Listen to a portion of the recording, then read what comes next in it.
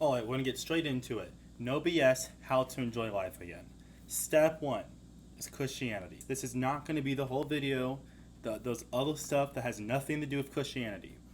But if I'm being honest, it is the way, it is the truth, it is the life, okay? It should be your purpose. Now, I'm not going to go and try to convince you that God is real, that Jesus is real, that you have to listen to the Bible. It's just, if I'm being honest, none of the stuff that we're talking about today is going to matter. Okay? So Christianity should be false. You need to put God first. And even if it isn't Christianity, you need to have a purpose of some sort. Alright? And Christianity is just the way. But like I said, we're not going to go into it. I'll get in the second point. Alright? Point two is gratitude. Now, I understand, especially, chances are you're a man, being grateful for stuff when you're typically not very good at it. We a lot of times think that it's more manly, that, it's cool, that it's stoic, just to, kind of receive stuff and be like, okay, cool, whatever. Or, not noticing small details. But when you start, being grateful for stuff, like everything, your life will improve. And again, as gay as it might sound, you need to get a notepad, okay? Get a notebook. It's better to have a physical copy of something. And just every day, first thing you do in the morning, write down, start out with 5 things a day, okay? So I'm grateful for this house. I'm grateful for, the cereal I'm going to eat this morning. Okay? Start naming off stuff that you may not even think it really matters, right? And that's when you're going to start actually appreciating stuff more. That's when you're going to start, enjoying life more and better.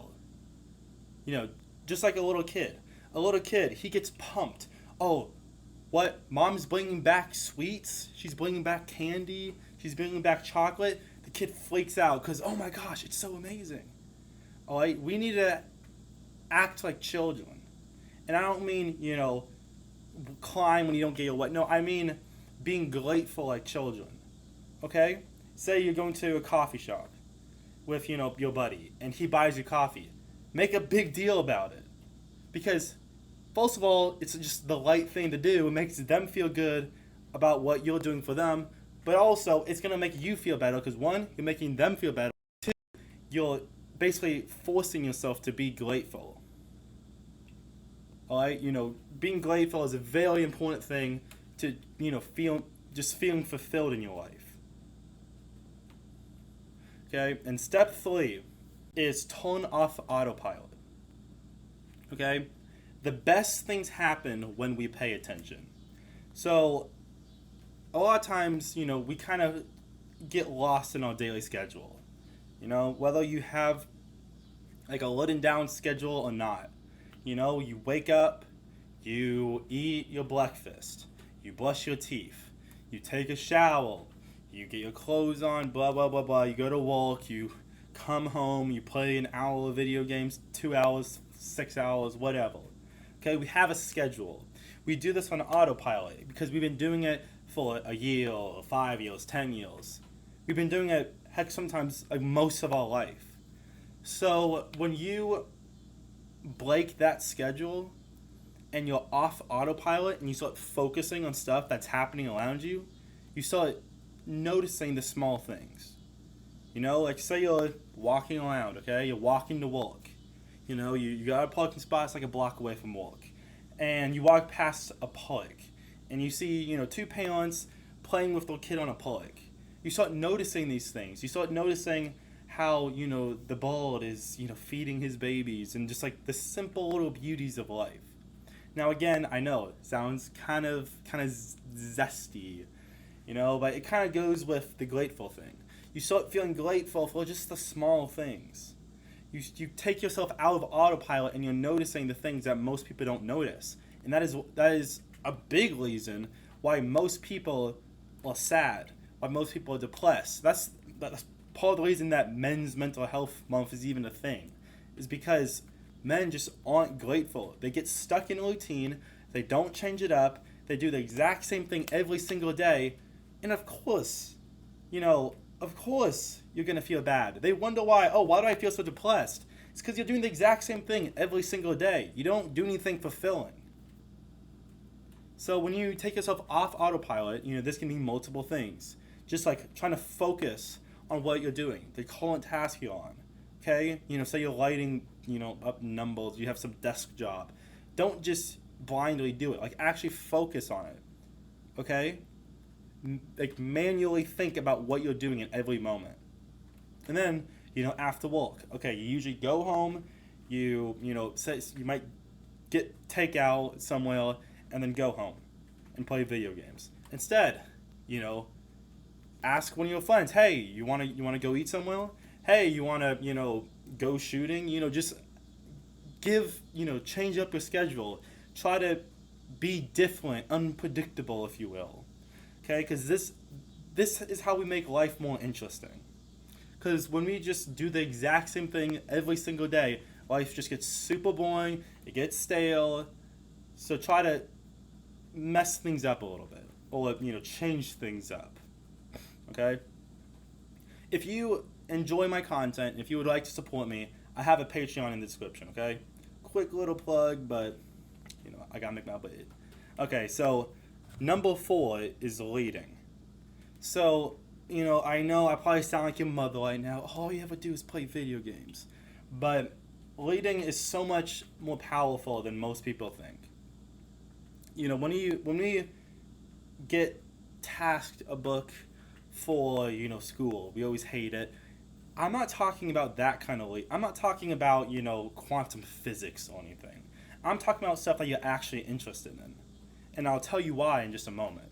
So say I am interested in how, let's say I'm interested in business, okay? So I pick up, the millionaire fast lane or whatever. Now I'm learning new ways to make more money. Or say I'm interested in talking to people. I get How to Win Friends and Influence People, or Habits, Atomic Habits. You get books that you're actually interested in, you're learning new concepts, and you're executing them as soon as you find them out. The reason this is going to help you, be more fulfilled and enjoy life more is because it's, again, you're not doing the same thing every day, but also you're accomplishing stuff.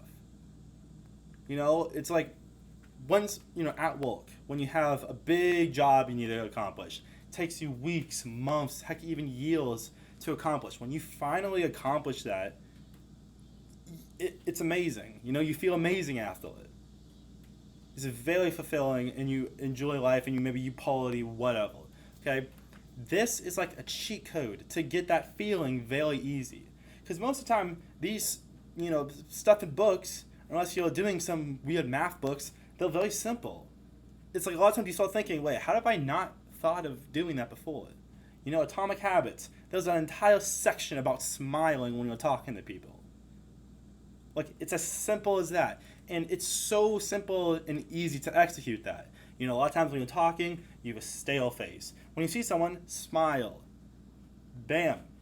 You just level it up in socializing. And then when you see that your interactions become better, when you have more fun, when you're enjoying life more, that's where the fulfillment comes from. So, leading, I understand that it's not fun, or, for most people, it's not fun. But the more you do it, honestly, the more you enjoy it. Because when you pick up your first book, you may not want to do it. But the more you lead, the more you want to lead, because the more you're learning. And even though most people, they don't think they like learning, most people like it. Especially when it's stuff that they're actually interested in, and not something that they were assigned by their math teacher. Okay? So, the 5th way to enjoy life more is stop caring. Now, I know this is very basic, and, you might try to want to click off the video. Oh, everyone talks about it. No matter what they say, it never works. And I understand that completely. My entire life I've been, kind of caring about what people think. And I tend to be a bit more extroverted, but I still always cared what people thought. And it's definitely a complicated and a very slow process to kind of eliminate it. But the two things that I have learned with, my journey and not caring is one, it won't matter in the end. And I know it sounds basic. You've probably heard it before, but I'm going to try to explain it a bit better than hopefully you've heard it. Alright, so it won't matter as in, in 60 years, in 80 years, when we're all dead, it's not going to change anything. Whether you believe in heaven, whether you believe in hell, just reincarnation, the point is, it's not going to matter. If someone says, I'm wearing a weird shirt, well, that's not going to matter tomorrow because I'm going to be wearing a different shirt. Stuff like that, it just doesn't matter. Alright, and unless this person is an important person in your life that you trust, because if someone's telling you, like if your best friend that you've been friends with for all these years and you trust them with your life, if they say something in a respectful way, saying, hey man, I don't think you should be doing that, then you should care. There's a distinction between, just random people or maybe your coworkers or, I don't know, your wife's parents, I don't know. There's a distinction between those people and people that you should listen to. Because, the people that love you, care for you, they know and they want what's best for you. Now, this doesn't mean you always listen to them because it's possible for them to be wrong. But you at least should take it in consideration. But, like this. What I'm doing here. I don't listen to people that are commenting stuff about, oh, you have a lisp. Or, oh, your acne. Like, I don't care. No matter how many times people do it, I don't care because, why? It doesn't affect me. No matter how many times these people say whatever they say about me, it doesn't change anything. They're just people on a screen to me. And that's the only reason they're doing that. Because I'm just someone on a screen to them. I guarantee that 90% of these people wouldn't say that face to face. Like, if I was right next to this person, they wouldn't go, oh, you're ugly, oh, you're this, oh, you're that. And, if people are saying that stuff to your face, that's even worse. But that doesn't mean you should automatically care. And you shouldn't let that bottle up all these emotions inside of you. Because the second point of why or the way to not care is because when you're caring, when you're letting all these emotions bottle up inside of you, you're giving them the power. You're passing the torch on to them. And what I mean by this is, say someone, let's say, they said they don't like my financial decisions. I bought, a house and they think it looks ugly. Okay? There's two things I could do. One, go about my life and ignore them. Or two, I have negative emotions about it. I complain in my mind. I complain to my friends. And now what am I doing? I'm wasting my time. I could be spending this time to build my relationships, to walk, to do a number of things.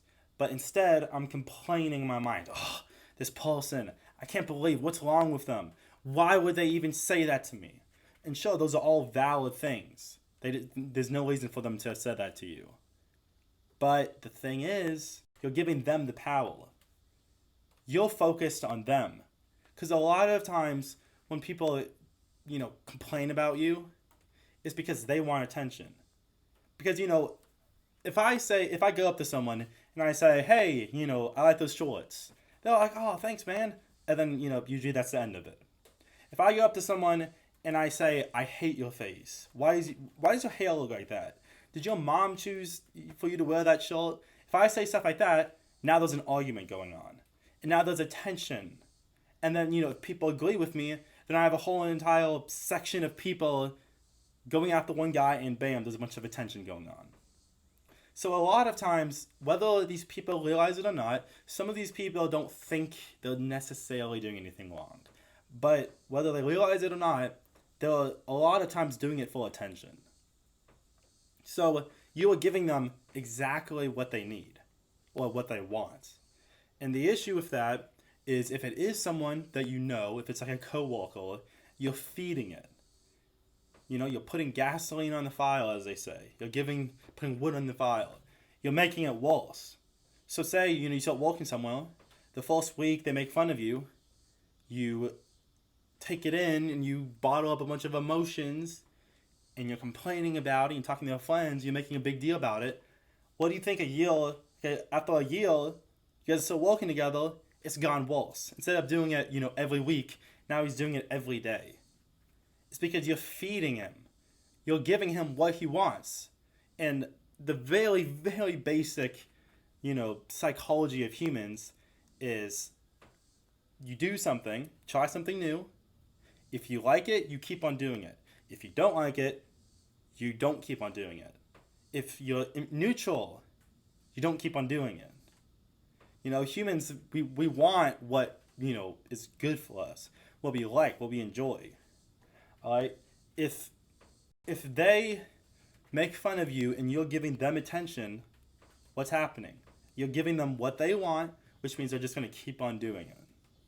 All right, so I understand that, not caring, it's a big problem. I deal with it. I haven't conquered this. Those are just a couple things that have helped me, okay? So it's a journey. It's something that's going to take a while. It's most definitely not an overnight thing. Most things to improve yourself, it's going to take at least, like the most basic ones, a couple of weeks. Like gratitude journaling, you'll notice a difference in like a week. But most things, and including this, it's going to take some time. It's not an overnight, strategy to help you and all that. It's going to take some time. Okay? The sixth way to enjoy your life is to be social. Being social. Now, I know you're probably trying to say, oh, I'm an introvert. No, what you don't understand. I'm not good at talking to people. I need to recharge. And the thing is, those are excuses. Now, I'm not saying that introvert and extrovert are not necessarily things. But a lot of these people, they try linking it as introverts don't talk to people unless people talk to them. And it's like, I get tired from talking to people. And extroverts, they talk to everybody and it gives them energy. Now, maybe the energy thing is true. Maybe an introvert, they get tired from talking to people. Maybe an extrovert, they get energy. That doesn't matter. It's just excuses. Okay? You have no excuse not to talk to your neighbors. You have no excuse not to, say hi to the person that walks down the street with their dog. Those interactions, again, that's kind of like the, turning yourself off autopilot. Those small interactions that most people don't even really think about are sometimes the most fulfilling. Okay? Human connection is one of the most important things to humans. To connect with each other. If we all just sit in our basements all night, all day, so it's a journey. It's something that's going to take a while. It's most definitely not an overnight thing. Most things to improve yourself, it's going to take at least, like the most basic ones, a couple of weeks. Like gratitude journaling, you'll notice a difference in like a week. Every day, then what's going to happen? We're probably all going to start killing ourselves. Human interaction is a lot more important than people seem to realize, especially nowadays, because we all have our computers, we have our phones, we have, TVs, whatever. That's part of the reason why the suicide rates are going up. It's part of the reason why people are getting more sad and depressed, is just because they don't see each other enough. It's a big problem. Humans are meant to be social. It's a part of us. And whether you realize it or you don't, you probably want to be social. You know, like everyone wants to be popular. Most people, if a bunch of people flocked towards them and started being friends with them, they would like that. They'd be okay with it. You know, even the people that say, "Oh, I'm a lone wolf," usually it's just some coping. Usually it's just them being like, "Okay, I'm not good at making friends, so I don't need friends. I don't want friends. I'm trying to. This is a chapter for myself." When that, like, honestly, that's the most selfish kind of attitude you can have. You know, we want to be social people. We need to be social people. That is how nations are constructed. And that's part of the reason why America is on the downrise right now, is because everyone's just inside. They're not contributing to society. Okay, so number 6 is to be social. And I understand it's not easy, but it's just like anything else. It's just like, you know, playing your guitar. How do you get good at guitar? You show up every single day. Maybe at first you only do 5 minutes a day, and then you do 10 minutes, then 20 minutes, and then an hour, and then eventually you're good at it. Social interactions are the same. Maybe you start out by just saying, you know, walking on the street, you say hi to someone. "Hi, how you doing?" And they're like, "Oh, I'm doing good. How about you?" You say, "Oh, I'm doing good." That's all. You walk down the street. Maybe you do that a dozen times. And then you start having more conversations. You like the, you know, sports hat they're wearing. And you say, "Oh, you like you like that sports team?" And then you start integrating actual, you know, proper conversations. It's going to be slow, just like everything. You know, I hate to tell you this. You know, I'm not going to lie to you. I'm not going to make a video saying how to be happy right now, hack, you know, whatever. It's going to take time, but it is so worth it. And if you do all of these things, your life is going to change within a few. All right, so the audio cut out on that. That is my bad. But the last point, I'll go over this quickly, was 7. And 7 is diet. And basically the premise is if you eat bad, you're going to feel bad. Like, you know, food is connected to your mental state. So if you want to feel fulfilled, you need to eat good food. And let me give you an example. You know, so let's say your wife or your mom makes you, you know, waffles. No matter how good that is, after you're done eating it, you feel kind of clappy, right? You kind of feel slouchy. You want to lay on the couch all day, you know. But if you eat healthy food, if you know eat like some fruit or yogurt or something, then you feel a lot better. You know, you actually get more energy. You feel like you want to actually do stuff, right? So diet is a lot more important than people think, and a lot of people like to believe that it's not that important when it is. All right, so those were the 7 ways to, you know, feel happier in life, to feel more fulfilled. Okay, you know, having, you know, happiness like a child, if you will. So peace out, guys. Have a blessed night.